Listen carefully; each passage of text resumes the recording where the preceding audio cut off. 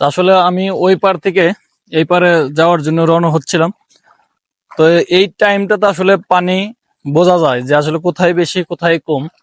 তো এইখানে দেখেন পানি বেশি, কিন্তু এইখানে কম। আমি যেখানটা হাঁটতেছি এইখানে অনেক পানি কম।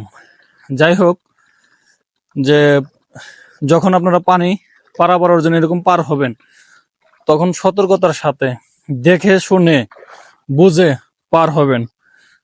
এই যে আমার ক্যামেরাম্যান ভিডিও করতে গিয়ে প্রায় পড়েই গেছিল। তো এমতো অবস্থা, আসলে রিস্কে আর কি ভিডিও করা।